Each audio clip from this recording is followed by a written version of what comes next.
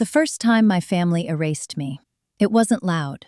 It happened quietly, during a Christmas dinner where my name was never said. I was 31 years old, standing in my parents' formal dining room in Ridgewood, New Jersey, holding a bottle of wine I'd bought with money from my own paycheck, watching everyone sit down without me. My mother smoothed the tablecloth. My father adjusted his cufflinks. My younger brother Ethan laughed at something on his phone. My older sister Lauren poured herself champagne. No one pulled out a chair for me. For a moment, I honestly thought it was a mistake. I waited, smiling politely, like I always did. Then my mother glanced up and said, not unkindly, but not warmly either, "Oh, you can sit at the end. We didn't think you'd stay long." That was the moment something in me shifted. Not shattered, just went still. My name is Claire Whitmore. I'm 31 years old, and until that Christmas, I believed that if I stayed quiet, stayed helpful, stayed reasonable, my family would eventually treat me like I belonged. I was wrong.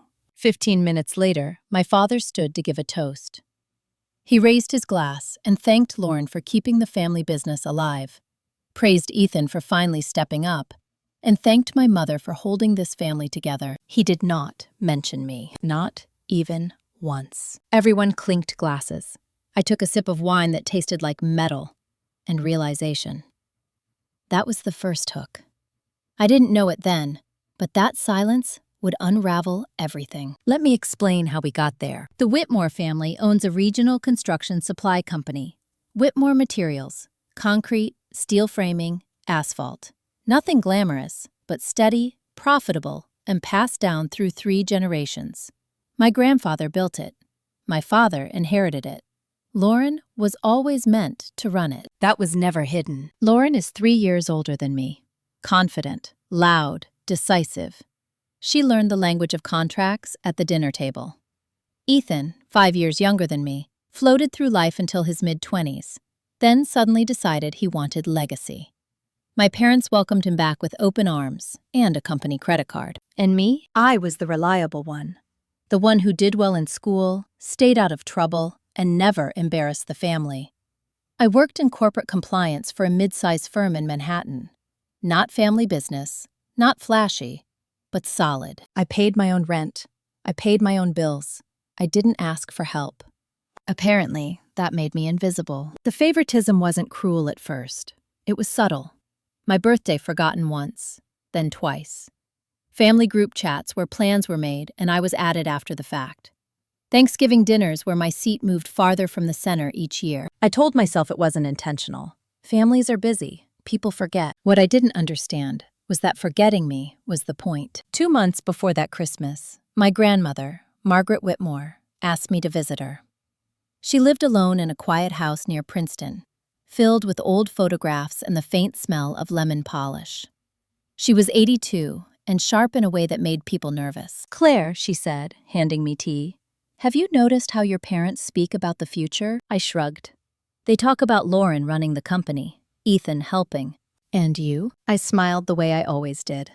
"They don't really." Margaret studied me for a long moment. Then she said something that lodged itself under my ribs. "Your silence is convenient for them." At the time, I didn't fully understand what she meant. A week later, Lauren invited everyone to her house for what she called a family update dinner. She said it casually, like it was nothing. But when we arrived, there were printed folders at each place setting. My father sat at the head of the table, like a judge. Inside the folder was a draft of a revised will. Not the final version, just enough to prepare us. Lauren would inherit controlling interest in Whitmore Materials. Ethan would receive a sizable stake and a senior position. My mother would retain assets. And me? A small, vague line item. A one-time trust distribution in appreciation. No ownership, no voice, no future role. I didn't argue. I didn't raise my voice. I asked one question. "Is this final?" My father smiled tightly. "We're still discussing details." Lauren wouldn't look at me. That night, I went home and couldn't sleep. Not because I wanted the company. I didn't. What shook me was the clarity. They weren't excluding me accidentally. They were doing it carefully, legally, quietly. They had decided who mattered, and they had done it without asking me a single question. The next morning, I called my grandmother. "They're cutting me out," I said. Margaret sighed. "I know." That was the second hook. What I didn't know yet was that my grandmother had already taken steps, or that my father's version of the truth had cracks running through it, or that the family business I thought I understood was built on agreements no one had ever explained to me. By the time Christmas arrived, the stage was set. The empty chair wasn't a mistake. It was a message. And I was finally ready to listen. The morning after Christmas, I woke up with the kind of clarity that only comes when denial finally exhausts itself. No anger, no tears, just a clean, almost clinical awareness that whatever I thought my place was in that family, it no longer existed. Maybe it never had. I went to work like nothing had happened. I answered emails, sat through meetings, reviewed compliance reports. From the outside, I looked functional. Inside, I was replaying moments I dismissed for years. Every time my opinion had been brushed aside, every "we'll talk later" that never came, every family decision announced as a fact instead of a conversation. That afternoon, my grandmother called. "Come by tonight," Margaret said. "There are things you need to see." She didn't elaborate. She never did when something mattered. Her house was quiet when I arrived, the kind of quiet that feels intentional. She was sitting at the dining table, a stack of folders neatly arranged in front of her. Not family photo albums, not old letters. These were legal documents. "Sit," she said. I did. Margaret slid the first folder toward me. "Do you know why your grandfather left the company to your father instead of selling it?" "He wanted to keep it in the family," I said, automatically. "That's what your father tells people." She opened the folder. Inside were incorporation papers, handwritten notes, and a trust agreement dated nearly 40 years ago. "Your grandfather didn't trust your father," Margaret said calmly. "He trusted structure." She explained slowly, deliberately, like someone who had waited years for this conversation. "When my grandfather's health declined, he created a layered ownership structure. On paper, my father became CEO. In reality, a significant portion of the company was placed into a family trust with specific conditions. Conditions tied to conduct, succession, and inclusion of heirs, including me." I stared at the documents, my pulse steady but loud in my ears. "Why didn't anyone tell me this?" I asked. Margaret's mouth tightened. "Because knowledge is leverage, and your parents assumed you'd never go looking." There it was again. My silence, their convenience. The trust stipulated that any significant restructuring of inheritance or leadership required unanimous consent from all named beneficiaries. Not discussion, consent. My name was there, clear as day. "Lauren knows," Margaret said. "Your father knows. That's why the will draft you saw was labeled preliminary." I thought back to my father's smile. The word details. "What happens if they finalize it without me?" I asked. Margaret leaned back. "Then they violate the trust, and courts take that seriously." I didn't feel triumphant. I felt cold. This wasn't about money. It was about control. They weren't just excluding me emotionally. They were trying to erase my legal existence quietly before I noticed. Margaret reached for another folder.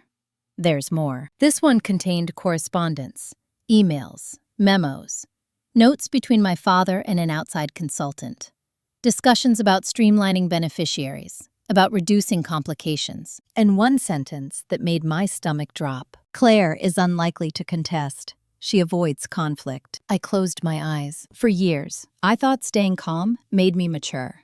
I thought not pushing back made me reasonable. I didn't realize it made me predictable. "Why are you showing me this now?" I asked. Margaret's voice softened. "Because you're old enough to choose differently." I drove home in silence, documents in my bag feeling heavier than paper should. That night, I didn't sleep. Not from panic, but from calculation. The next day, my mother called. "Claire," she said, too brightly, "we should have lunch. Just us." That tone, pleasant, controlled, as if Christmas hadn't happened. We met at a restaurant she liked. Linen napkins, quiet enough to keep voices low. She talked about nothing at first. The weather, a charity event, Lauren's upcoming anniversary. Then she finally said it. "You seemed distant at Christmas. I met her eyes. I was. Well, she smiled thinly. You know how things are. Families evolve. There it was. The justification. I saw the will draft, I said. Her fingers tightened around her fork. That wasn't meant to upset you. I wasn't upset, I replied. I was informed. She exhaled slowly. Claire, you've always done your own thing. We assumed you didn't want to be involved. You never asked, I said. She didn't deny it. Instead, she leaned forward. Your father worries about division, about complications. You understand. I did understand. They weren't worried about fairness. They were worried about resistance. I need time to think, I said, standing up. My mother reached for my hand. Don't make this harder than it needs to be. I gently pulled away. That afternoon, I called a lawyer. Her name was Susan Halpern. Mid-50s, sharp eyes, no patience for nonsense. I didn't dramatize. I didn't rant. I laid out facts. By the end, she was nodding slowly. They underestimated you, she said. What do I do? I asked. Susan closed the file. You stop being quiet. That was the moment the escalation truly began. I didn't confront my family. I didn't warn them. I didn't threaten. I observed. I gathered. And I prepared. Because if they were going to rewrite the future without me, they were about to learn something they'd forgotten. Silence isn't weakness. It's leverage when you finally decide to use it. For the first time in my life, I stopped explaining myself. That decision alone changed everything. I didn't call my father. I didn't respond to Lauren's group texts about family strategy. I didn't reassure my mother that everything was fine. I let the silence stretch, not out of spite, but out of necessity. I needed to see who they were when they didn't think I was watching. What surprised me wasn't how quickly they noticed. It was how quickly they panicked. 3 days after my lunch with my mother, Ethan showed up at my apartment unannounced. He stood in the hallway holding 2 coffees like a peace offering, his posture casual, almost rehearsed. Hey, he said, you've been hard to reach. I stepped aside and let him in. He looked around my apartment like it was a temporary place, something I'd eventually grow out of. That used to bother me. Now it registered as information. We sat at my kitchen table. He slid 1 coffee toward me. Dad's stressed, he said. This whole will thing is getting blown out of proportion. By who? I asked. He shrugged. By you. There it was. The subtle shift of responsibility. I haven't said anything, I replied. You don't have to, Ethan said lightly. Your energy says enough. I watched him carefully. The way he avoided specifics. The way he smiled when things felt uncomfortable. He wasn't here to listen. He was here to manage. You know, he continued, Lauren's carrying a lot. The company's in a sensitive phase. It might not be the right time to push for changes. I'm not pushing, I said. I'm deciding. He leaned back, expression tightening just slightly. Deciding what? Whether to correct him, whether to reveal anything, whether to let him see how much the balance had already shifted. I'll let you know, I said. That was all. Ethan left looking unsettled, and I knew why. He was used to me filling silence with reassurance, with softness. Without that, he had nothing to hold on to. That evening, Susan emailed me a list of documents she needed. Trust amendments, board minutes, financial disclosures. Things my family assumed I wouldn't understand, let alone request. She ended the email with a line that stayed with me. They've relied on your disengagement.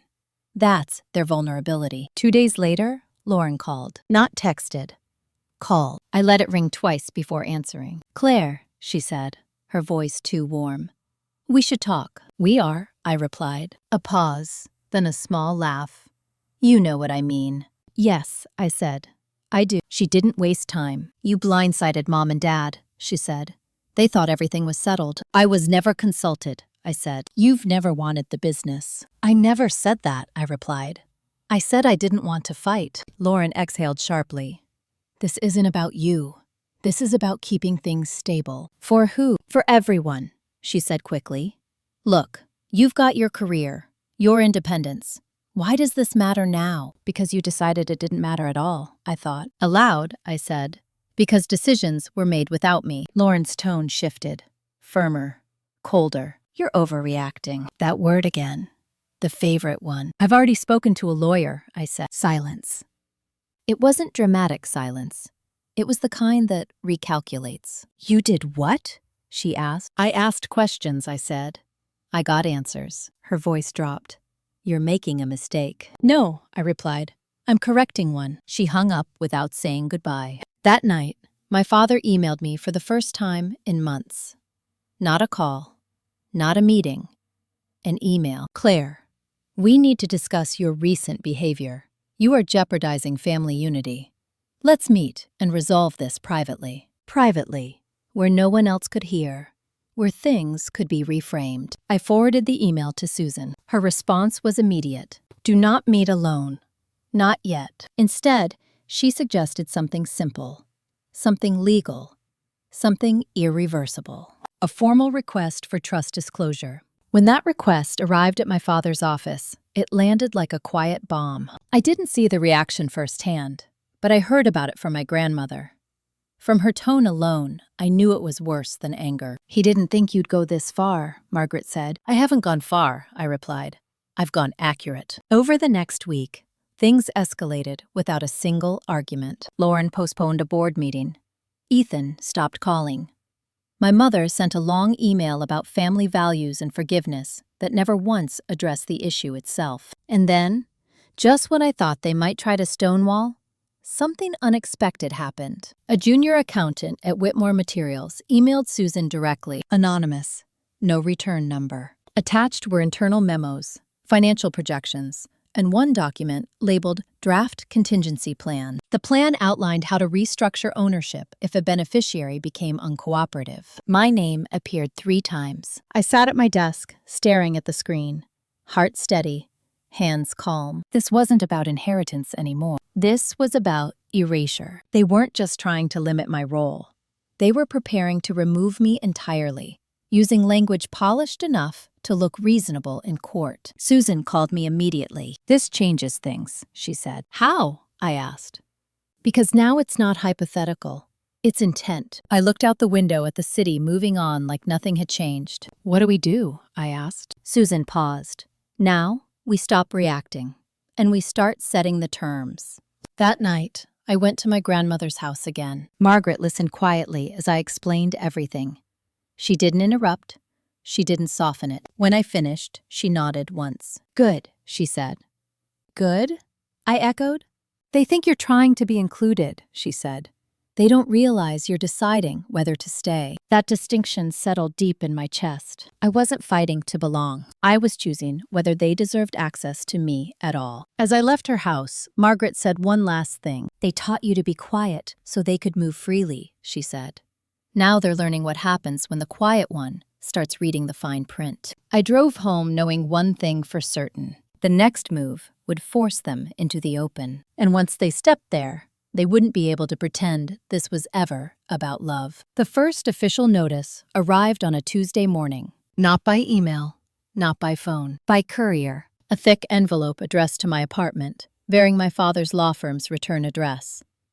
Inside was a formal invitation to a family reconciliation meeting, scheduled for the following Friday at Whitmore Materials headquarters.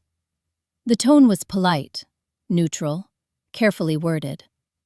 There was one line that stood out. Attendance is expected of all beneficiaries. Expected, not requested. Susan read it twice, then laughed quietly. They're trying to reassert authority. They still think this is a misunderstanding, I said. They think you can be pressured back into place, she replied. The question is whether you let them. I didn't answer immediately. I already knew I would attend, not because they summoned me, but because it was time to stop letting them control the setting. On one condition, I said. Susan raised an eyebrow. I won't be alone. Friday arrived gray and cold, the kind of weather that flattens sound and sharpens edges. I walked into the Whitmore Materials building with Susan beside me, her presence steady, unremarkable in the way that unnerves people who rely on intimidation. My father was already there.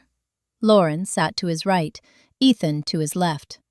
My mother sat slightly back, hands folded, eyes watchful. They all looked up at once. The surprise wasn't that I brought a lawyer. It was that I looked calm. We sat. No small talk. My father cleared his throat. This was meant to be a private discussion. Susan smiled politely. It still is. Lauren crossed her arms. This is unnecessary. Transparency often feels that way, Susan replied. The room went quiet. My father leaned forward. Claire, this path you're on is destructive. I met his gaze. To what? Our family, he said. Our arrangement, I corrected. He didn't like that. Lauren jumped in. You're creating conflict where there doesn't need to be any. I opened my folder and slid a copy of the trust agreement onto the table. There is already conflict, I said. It just wasn't visible to me before. Ethan shifted in his seat. My mother looked down. Susan spoke next. We've submitted a formal request for full trust disclosure. We've also received documentation suggesting intent to restructure beneficiary rights without unanimous consent. Lauren's face tightened. That's a misinterpretation. Then it should be easy to clarify, Susan said. My father exhaled sharply. You've always had a talent for overcomplicating things, Claire. I didn't respond. Instead, I slid another document forward. The draft contingency plan. Lauren reached for it, skimmed the first page, then froze. Where did you get this? She asked. That's not relevant, Susan said. What matters is that it exists. My father stood up. This meeting is over. No, Susan said calmly. Now it's beginning. For the first time, I saw uncertainty cross his face. Not fear, not guilt, loss of control. I spoke then, not loudly, not emotionally. I'm not here to argue, I said. I'm here to make a decision. They all looked at me. For years, I continued, I believed staying quiet was the same as being mature. I thought not demanding anything made me easy to love. My mother looked up then. I was wrong, I said. What I was doing was making myself manageable. Lauren scoffed. So what do you want? A seat at the table? No, I said. I want the truth acknowledged. My father laughed, sharp and humorless. About what? About the fact that you've been planning to remove me without my consent, I said. And about the fact that this isn't about unity. It's about control. Silence. Susan placed her hands flat on the table. Here are your options. She laid out two paths. 1. Comply fully with the trust, restore transparency, and formally recognize my role as a beneficiary with decision-making rights. 2. Continue as planned and face legal action, public disclosure, and regulatory review. Lauren shook her head. You'd really do that to us? I met her eyes. You've already done it to me. My father sat back down slowly. This is extortion, he said. No, Susan replied. It's consequence. The meeting ended without resolution. They asked for time. Susan agreed to 48 hours. As we walked out, my mother followed me into the hallway. Claire, she said quietly, you're breaking your father's heart. I looked at her. You broke mine first, I replied.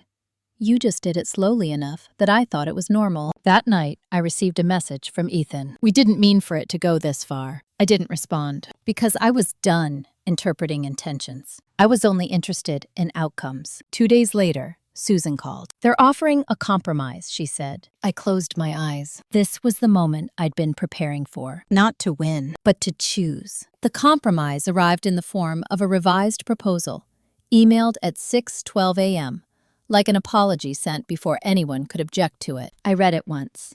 Then again, slower. They were offering me a payout, a clean exit, a generous one by most standards, a lump sum placed into a separate trust, no voting rights, no future involvement, no complications.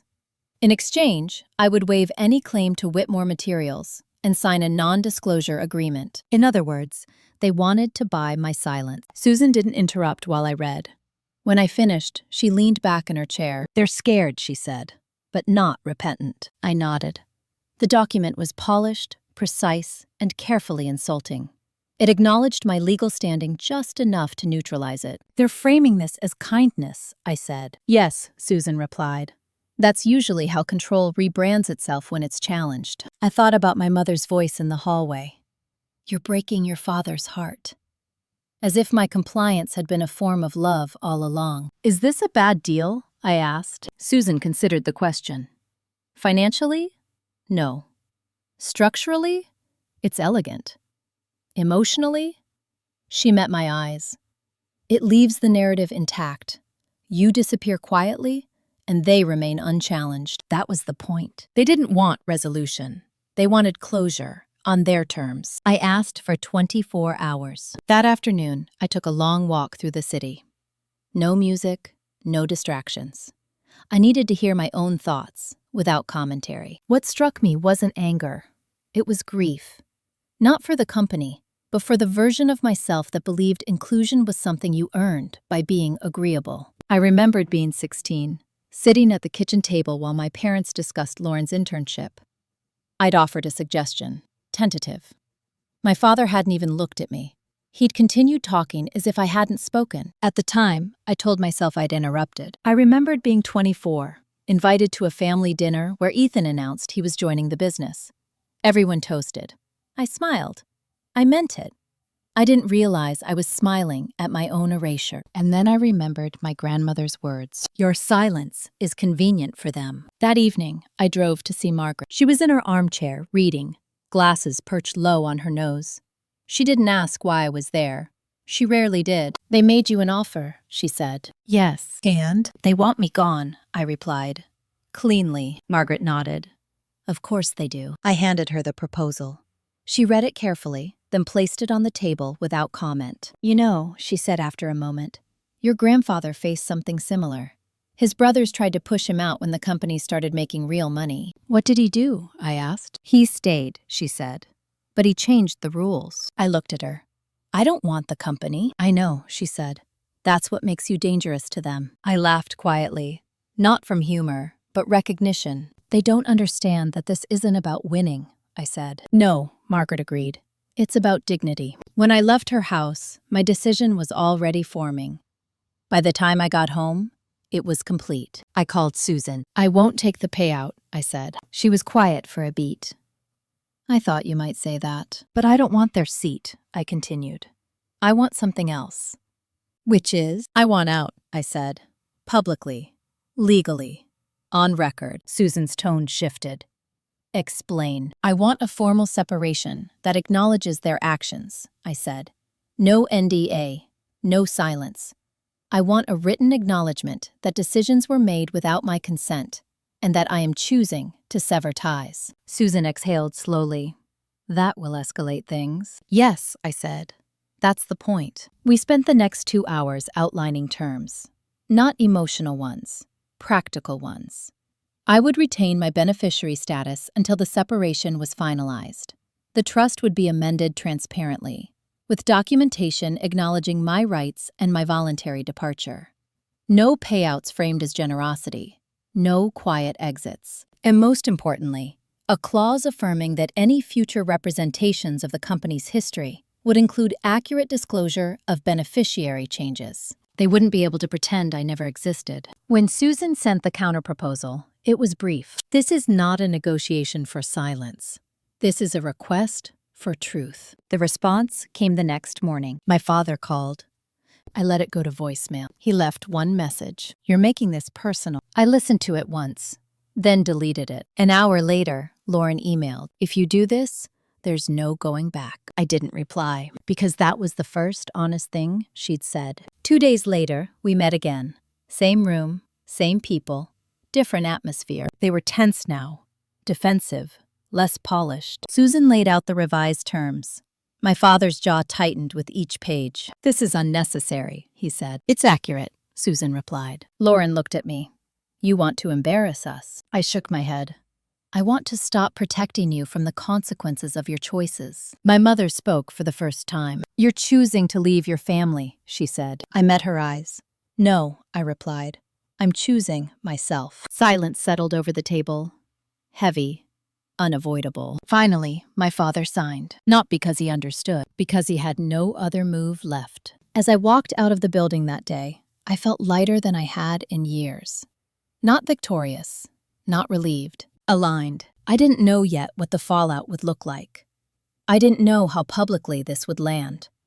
I didn't know who would side with whom. But I knew this. For the first time in my life, I wasn't waiting to be chosen. I had chosen. And that decision was about to turn everything upside down. The consequences didn't arrive all at once. They never do. They came in pieces, in pauses, in the sudden absence of things I'd been quietly carrying for years. The first thing that disappeared was the family group chat. One morning, I opened my phone and realized it was gone. No announcement, no goodbye, just removed. For a moment, my thumb hovered over the screen out of habit, then dropped. I felt nothing. That surprised me more than the exclusion ever had. The second thing was subtler. My father's assistant called Susan with a question that didn't sound like a question at all. It was framed as concern. "We're worried Claire doesn't fully understand the reputational impact of what she's doing." Susan's reply was crisp. "Claire understands exactly what she's doing." After that, communication shifted to formal channels only. Emails with legal headers. No pleasantries. No family language. That was fine with me. I'd already mourned the version of them that pretended warmth when it was convenient. What I hadn't expected was how quickly other people noticed. A week after the agreement was signed, an article appeared in a regional business journal. It wasn't sensational. It didn't name me directly. It mentioned a structural reorganization of beneficiary interests at Whitmore Materials, following internal disputes. If you knew what to look for, it was obvious. My phone rang that afternoon. It was my aunt, Deborah, my father's younger sister. We hadn't spoken in years. "I read something," she said carefully. "Is it true you're stepping away?" "Yes," I said. A pause. Then, quietly, "Good." I blinked. "Good? You were always treated like an accessory," she said. It bothered me. I just didn't know how to say it without being shut out. After we hung up, I sat very still. The story they told about me had worked because I never contradicted it. Without my silence, cracks were appearing. At work, I started noticing how different things felt. I spoke more in meetings. I disagreed without apologizing first. I didn't rush to soften my tone. No one punished me for it. If anything, people listened more closely. Susan called one evening with an update. "They're adjusting their public narrative," she said. "Meaning? They're framing your departure as mutual," she replied. "A difference in vision." I smiled faintly. "Of course they are. They're also nervous," she added. Lauren postponed the annual shareholder update. Ethan stepped back from press appearances. That caught my attention. "Why?" I asked. "Because the moment people start asking why a beneficiary chose to walk away without a payout," Susan said, "they start asking what wasn't said." I understood then that my refusal had created an absence they couldn't fill. They couldn't paint me as greedy. They couldn't accuse me of disruption from money. I'd taken nothing. That scared them more than a lawsuit ever could. 2 weeks later, my mother emailed me, not through lawyers, just her. I didn't open it right away. When I did, I read it slowly. She wrote about sleepless nights, about how hard this was for the family, about how my father felt betrayed, about how I had always been sensitive. She did not apologize. At the end, she wrote, "We raised you better than this." I stared at that sentence for a long time. Then I closed the email. That night, I dreamed of the empty chair at Christmas. Only this time, no one noticed it was empty. The table was full, without me. When I woke up, I wasn't sad. I was free. A few days later, Susan forwarded me a message from an investigative reporter. Not a major outlet. Yet. He was asking about governance issues at Whitmore Materials, beneficiary disputes, internal conflict. Susan asked me how I wanted to handle it. "We don't comment," I said, "but we don't deny." Silence, used deliberately, is not the same as silence used out of fear. The final consequence arrived quietly, on a Thursday afternoon. My grandmother called. "Your father came by," she said. I tensed. What did he want? "He wanted me to convince you to reconsider," she replied. I told him it was too late. "What did he say?" Margaret paused. "He said he never thought you'd leave without taking anything." I closed my eyes. That was it. That was the core misunderstanding. He thought leverage only came in the form of money. He didn't understand that the most destabilizing thing I could do was remove myself from the story he controlled. Margaret's voice softened. "You did well." "Did I?" I asked. "Yes," she said.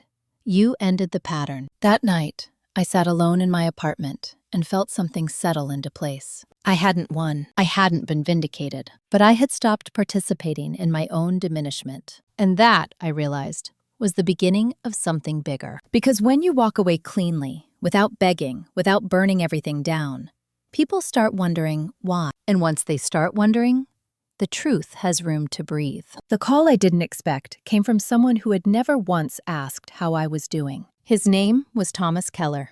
He was on Whitmore Materials board. Not family, not friend. One of those men who always smelled faintly of cologne and authority, who shook hands like it was a transaction. He left a voicemail first. "Claire, this is Thomas Keller. I'd appreciate a moment of your time. Off the record." Off the record is what people say when they realize the record might not favor them. I didn't return the call immediately. I waited until the following evening, after work, after dinner, after I'd taken a long shower and let the day rinse off me. Then I called back. "Mr. Keller," I said, "this is Claire." "Thank you for calling," he said, too quickly. "I wasn't sure you would." "I wasn't either," I replied. A pause. Then he cleared his throat. "There's concern," he said, "among certain stakeholders." "About what?" I asked. "About stability," he said, "and governance. Not family, not feelings. Governance." That was new. He didn't waste time pretending this was about reconciliation. "Your departure raised questions," he continued. "The way it was handled, the lack of compensation. People are asking why a beneficiary would walk away from significant value." "I imagine they are," I said. "You have to understand," Thomas said. "From the outside, it suggests internal disagreement." "It was internal," I replied. Another pause. I could hear papers shifting on his end. He was choosing words carefully. "Some board members are worried this could escalate," he said. "Regulatory interest. Press." I leaned back against my kitchen counter. "And you're calling me because?" I asked. "Because," he said slowly, "you're no longer constrained by family loyalty." There it was. They weren't afraid of what I'd said. They were afraid of what I could say, now that I had nothing to lose. "I haven't spoken publicly," I said. "No," Thomas agreed. "And we'd like to keep it that way." I smiled, though he couldn't see it. "You already tried that," I said, "through other people." "This is different," he replied. "This is professional." "Professional would have been honoring the trust," I said, "or asking for consent, or not drafting contingency plans to remove me quietly." He inhaled sharply.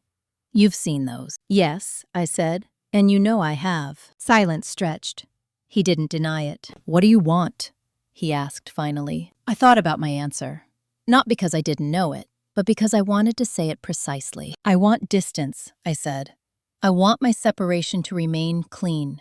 I want no further use of my name in company materials. And I want confirmation that no one will misrepresent my departure as a failure or a dispute over money." "That's reasonable," he said, though it sounded like it pained him. "And one more thing," I added. "Yes?" "If there's an investigation," I said, "I won't interfere. I won't protect anyone. I won't lie." Thomas exhaled. "Understood." We ended the call politely, cordially, like two people acknowledging a shift in power without naming it. Afterward, I sat very still. This wasn't revenge in the way people imagine it. There was no confrontation, no raised voices, no dramatic reveal. There was just the slow realization, on their part, that the person they'd minimized for years was now the variable they couldn't control. 2 days later, Susan forwarded me another email. This one was from Lauren. It was short. "We need to talk. Not about the company. About us." I stared at the screen. Part of me wanted to ignore it. Another part, quieter, more grounded, knew this was inevitable. We met at a coffee shop halfway between our apartments. Neutral ground. Public. Safe. Lauren arrived first. No blazer, no polished armor, just jeans and a sweater. She looked tired. "Thank you for coming," she said. I nodded. "You said it wasn't about the company." "It isn't," she said quickly. "Not exactly." We ordered coffee. "Saturday." "I didn't think it would go this far," she said. I didn't respond. "I thought you'd push back," she continued. "Complain. Ask for more. I didn't think you'd walk." "That's because you never thought I could," I said calmly. She flinched. Not dramatically, just enough to register. "I know I wasn't fair," she said. "But you have to understand. I was raised to believe this was mine." "I understand," I said. "I was raised to believe my role was to make things easier for everyone else." She looked at me then. Really looked. "I didn't realize how much we relied on that," she admitted. I wrapped my hands around my cup. "That's the problem with quiet people. Everyone assumes we're fine with whatever's handed to us. She nodded slowly. I don't know how to fix this, she said. I'm not asking you to, I replied. She swallowed. Are you ever going to forgive us? The question hung between us. I'm not holding a grudge, I said carefully. But forgiveness isn't a shortcut back to access. Her eyes filled, just slightly. I miss you, she said. That was harder than anger would have been. I miss who I thought we were, I replied. We sat in silence after that. Not hostile, not warm, just honest. When we stood to leave, she hesitated. If things had been different, she said. They weren't, I replied gently. Outside, the air was crisp. I walked home alone, feeling something settle. Not closure. Boundaries. That night, I received a final update from Susan. There's going to be an audit, she said. Limited scope, but it's happening. Okay, I replied. You did this without ever raising your voice, she added. That's rare. I thought about that. I hadn't needed to be loud. I just needed to stop absorbing what wasn't mine to carry. As I turned off the lights and went to bed, one thought followed me into the dark. The most unsettling thing you can do to people who thrive on control isn't to attack them. It's to remove yourself from the position they were using to define you. And I was only beginning to understand what that kind of freedom would cost them. The audit was announced quietly, the way serious things usually are. No press release, no headlines. Just a formal notice sent to Whitmore Materials and copied to legal counsel. Routine language, neutral tone. The kind of document that looks harmless until you understand what it unlocks. Susan called me that evening. They'll say it's standard, she said. But it isn't. What does it mean? I asked. It means someone asked the right questions, she replied, and didn't stop when they were told everything was fine. I didn't ask who. I already knew it wasn't me. I hadn't filed a complaint. I hadn't tipped anyone off. All I'd done was refuse to disappear quietly. That had been enough. The following weeks were strange. Externally, my life looked calmer than it had in years. No family obligations, no tense dinners, no waiting for approval that never came. I went to work. I exercised.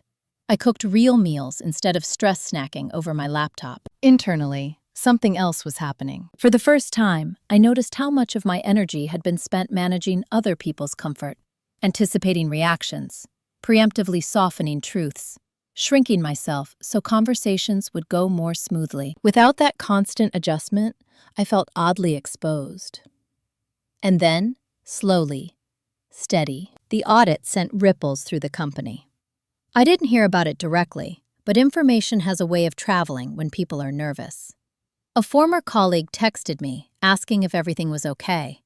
A vendor I barely knew emailed Susan with questions about contract continuity. I wasn't involved, that was the point, but my absence was still shaping the room. One afternoon, Ethan showed up at my office building, not my apartment this time, my workplace. He waited in the lobby. I found out because security called to ask if I knew him. I took the elevator down slowly, already aware that this would be different from our last conversation. He looked smaller somehow, less sure of himself. Hey, he said. Ethan, I replied. You shouldn't be here. I just wanted to talk, he said. 5 minutes. I considered it. Not because I owed him anything, but because I wanted to see him clearly, without the old roles. We sat in a nearby cafe. He didn't order anything. They're tearing everything apart, he said quietly. The auditors. They're asking about governance, succession, internal approvals. I didn't respond. Lauren's furious, he continued. Dad barely sleeps. Mom's pretending this isn't happening. Still, I said nothing. He finally looked at me, frustration bleeding through. Why won't you help? He asked. I met his eyes. Help with what? Fixing this, he said. You know how. I almost smiled. You're confusing help with compliance, I said. I've done enough of that. He rubbed his face.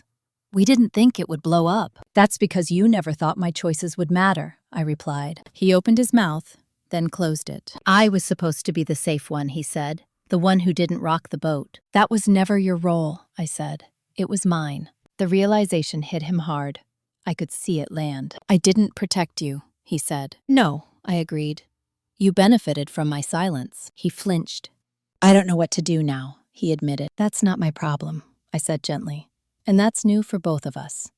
When he left, I didn't feel guilt. I felt clarity. A week later, Margaret invited me to dinner. She looked tired, but resolute. "Your father hasn't spoken to me since the audit started," she said, pouring wine. "He doesn't like being reminded that other people remember." "Are you okay?" I asked. She smiled. "I've lived long enough to know that discomfort isn't the same as harm." She reached across the table and squeezed my hand. "I want you to understand something," she said. "This isn't happening because you walked away. It's happening because the structure was weak to begin with." I nodded. "They built everything on control and assumption," she continued. "Not consent, not trust." That word again, trust. The audit findings weren't released publicly, but their impact was felt. Lauren postponed expansion plans. Ethan stepped down from a leadership role temporarily.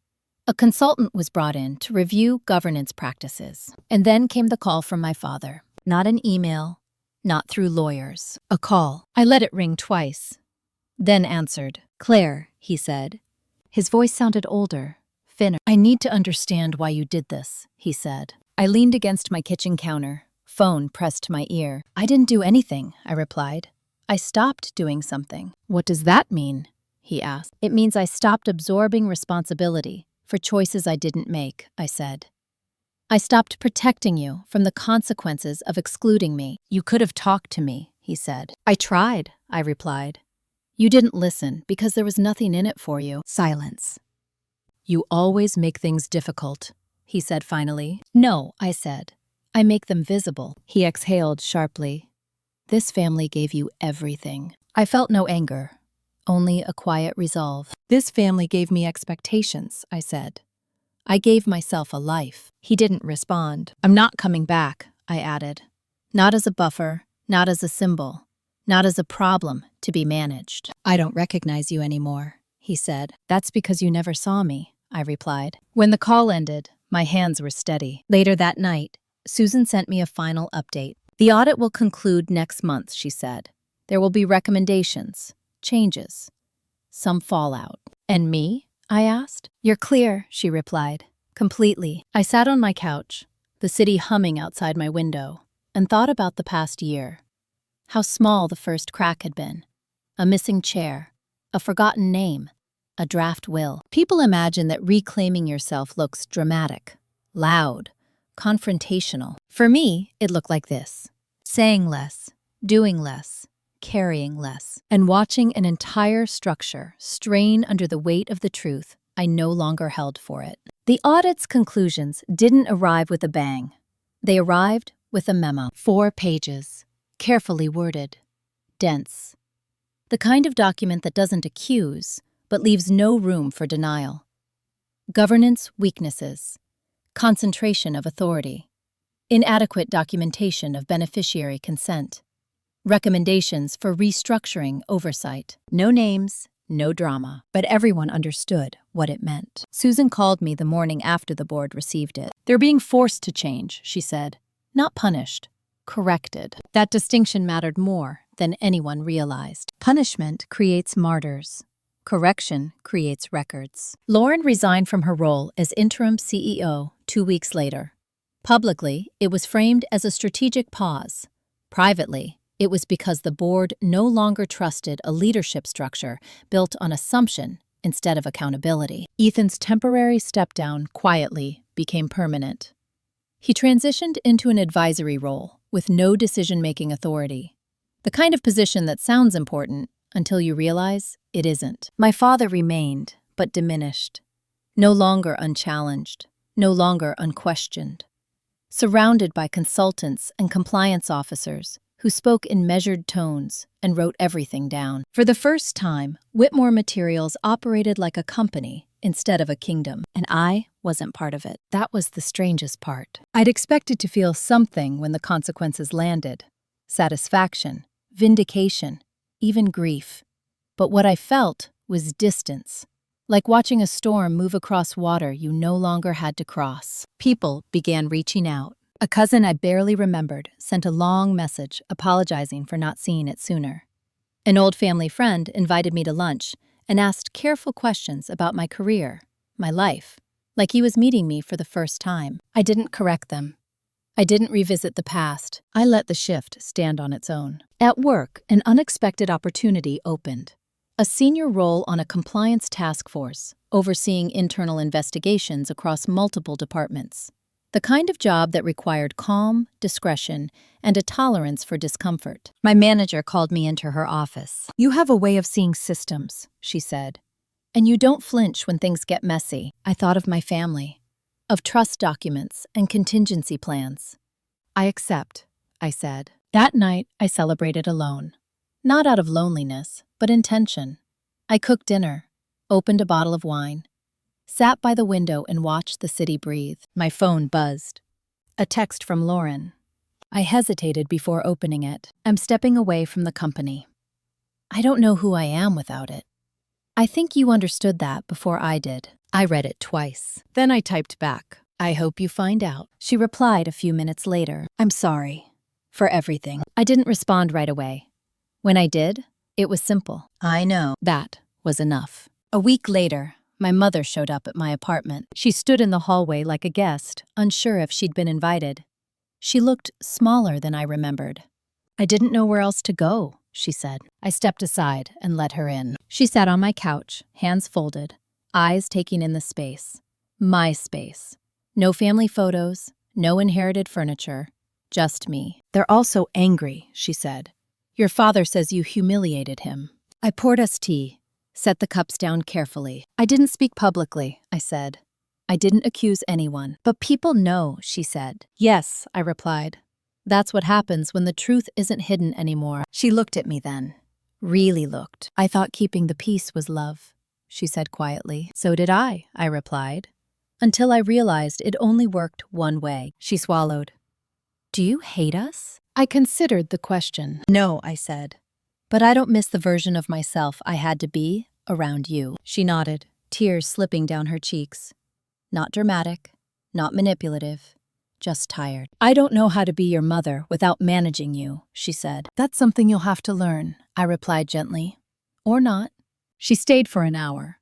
We talked about neutral things, the weather, her garden, books she'd been reading.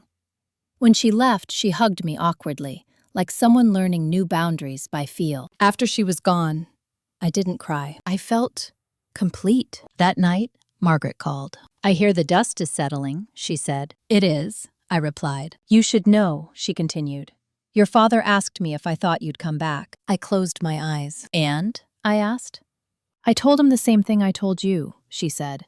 "Some departures aren't rejections, they're corrections." Silence hung between us, comfortable and earned. I thought about the girl I'd been, the one who waited to be chosen, the one who mistook endurance for loyalty. She hadn't disappeared. She'd just grown up. As I went to bed that night, one thought kept returning. The tables hadn't turned because I pushed them. They turned because I stepped away. And when you stop holding something up, you finally get to see what it was really built on. The quiet that followed felt unfamiliar. Not empty, just spacious. For years, my life had been punctuated by family tension.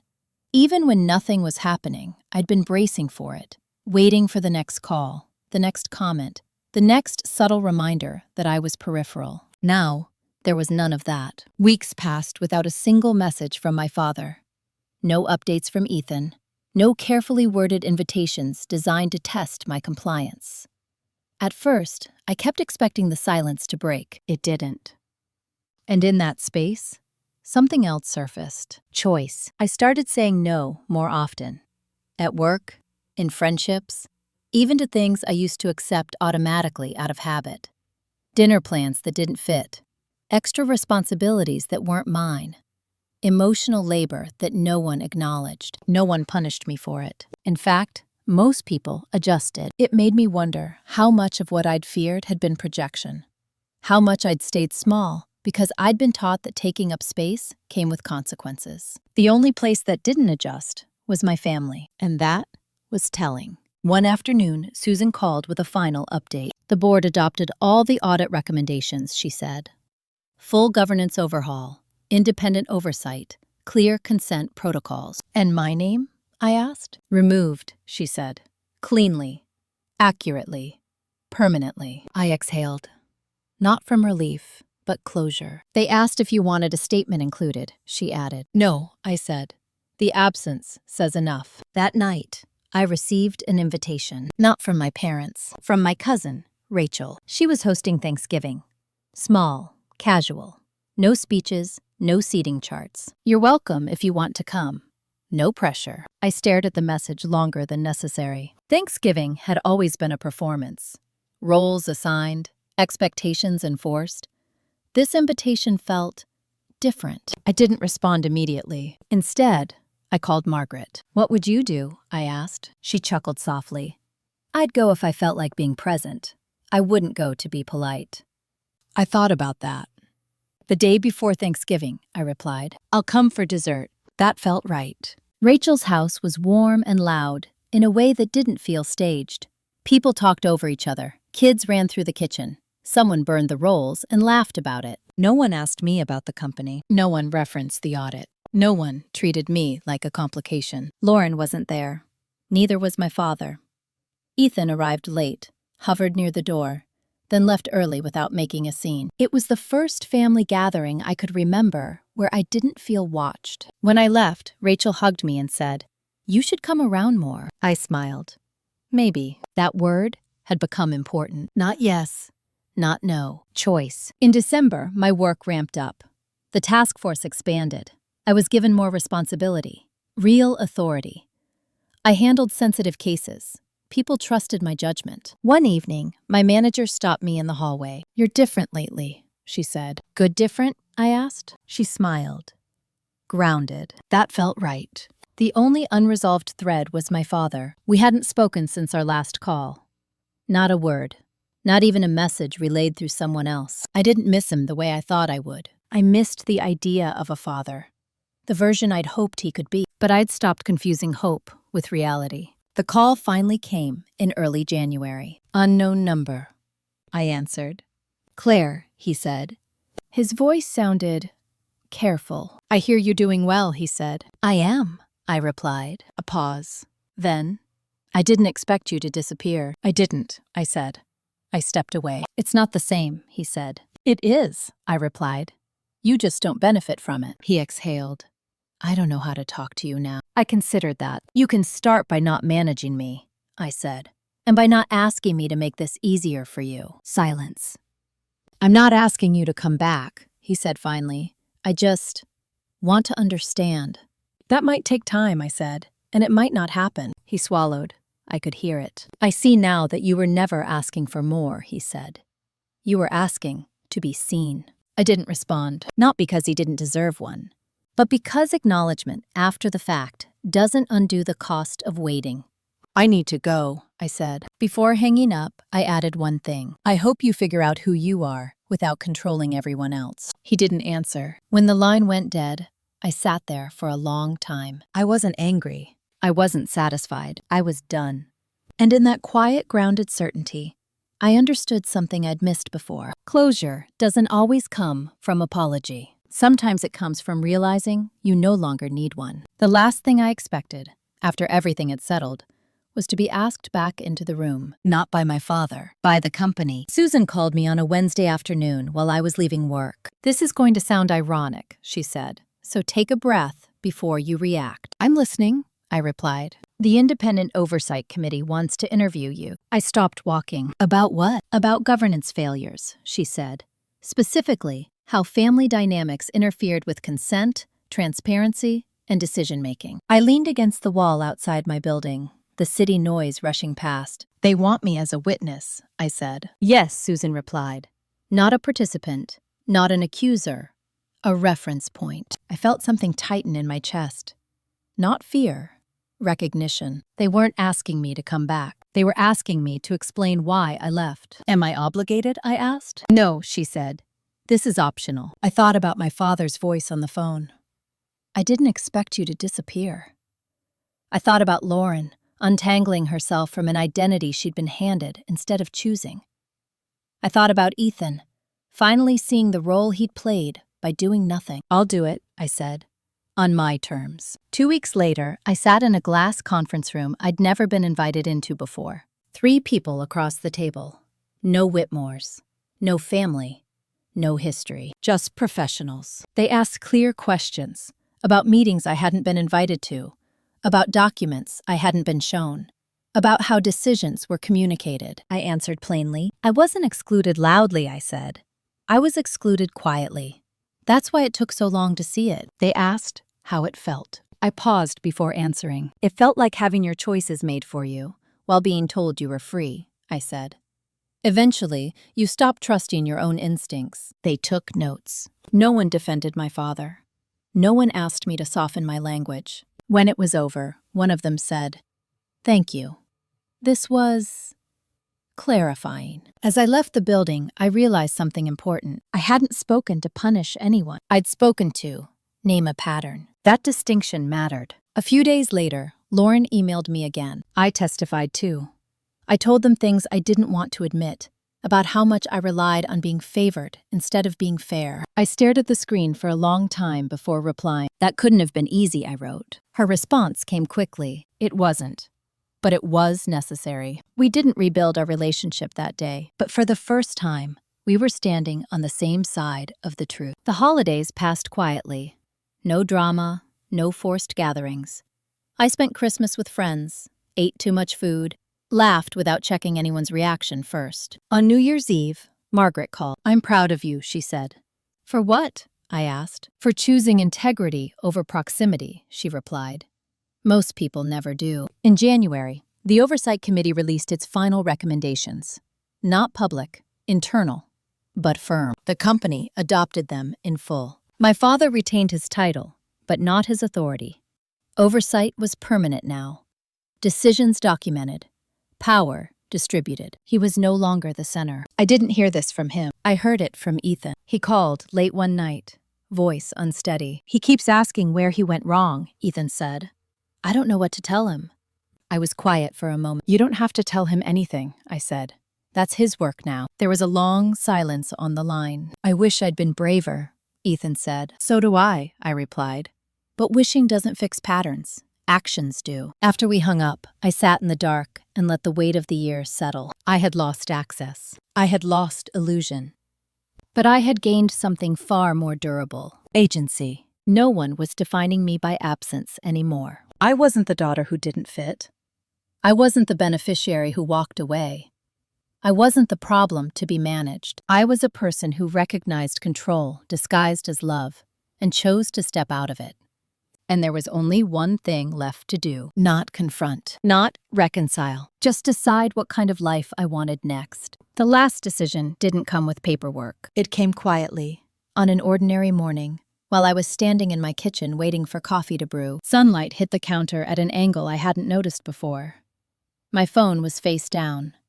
No missed calls, no messages waiting to be managed, no tension humming under the surface of the day. That was when it landed. This was my life now. Not the aftermath. Not the fallout. The result? A month after the Oversight Committee finished its work, Susan called me one final time. "They've closed your file," she said. "No further inquiries. No loose ends." "And Whitmore Materials?" I asked. "It's stable," she replied. "Different. Slower. Less personal." I smiled faintly. That was the point. After we hung up, I deleted the last folder on my computer, labeled Family. Not dramatically, not angrily, just deliberately. I didn't need the evidence anymore. I knew the truth now. And more importantly, I trusted myself to recognize it again, if it ever showed up wearing a different face. My relationship with my family didn't resolve neatly. Lauren and I texted occasionally. Not about the past, not about the company. About books, about restaurants, about neutral ground. We were learning how to know each other without a hierarchy baked into the conversation. Ethan drifted. Sometimes people do when they lose the structure that told them who they were. My mother sent birthday cards, short notes, no advice, no guilt. It wasn't intimacy, but it was respectful distance, and that was enough. My father and I didn't speak again. I used to think that meant something was unfinished. Now I understood it meant something was complete. Because closure isn't always a conversation. Sometimes it's the absence of one. The biggest change wasn't in them, it was in me. I stopped explaining my choices. I stopped justifying my boundaries. I stopped mistaking endurance for virtue. At work, I was promoted in the spring. The role came with authority I didn't feel the need to announce. People listened because I spoke when it mattered, not because I filled space. I moved apartments. Nothing extravagant, just a place that felt intentional. I bought furniture I liked instead of what looked appropriate. I hosted dinners without worrying if the table was impressive enough. Margaret came once. She sat at my kitchen table, looked around, and smiled. "You did it," she said. "Did what?" I asked. "Chose yourself, without burning everything down," she replied. "That's harder than people think." On the anniversary of the Christmas dinner that started everything, I went for a walk alone. I passed restaurants full of families, overheard laughter, saw familiar dynamics play out in public. For the first time, I didn't feel like I was missing something. I felt like I had escaped something. Control dressed up as love. Obligation mistaken for loyalty. Silence rewarded until it wasn't needed anymore. If there's one thing this year taught me, it's this. You don't lose your family when you set boundaries. You lose the illusion that they were entitled to you without consent. I didn't get revenge in the way stories usually frame it. I didn't scream. I didn't expose secrets on a stage. I didn't take anything that wasn't freely given. I simply stopped participating in my own erasure, and the truth did the rest. If you're listening to this and something in it feels uncomfortably familiar, let me say this clearly. Being excluded doesn't always look like rejection. Sometimes it looks like being kept around, minimized, and managed. And choosing yourself doesn't always look dramatic. Sometimes it looks like signing the paper, ending the call, not showing up to the table that was never set for you. If this story resonated with you, if you've ever had to choose between keeping the peace and keeping your dignity, I see you. Let me know in the comments where you're listening from and what moment hit closest to home. And if you want more stories like this one, stories about family drama, betrayal, inheritance, and the quiet kind of revenge where the tables turn without a shout, don't forget to like and subscribe. Take care of yourself. Choosing yourself isn't selfish, it's survival.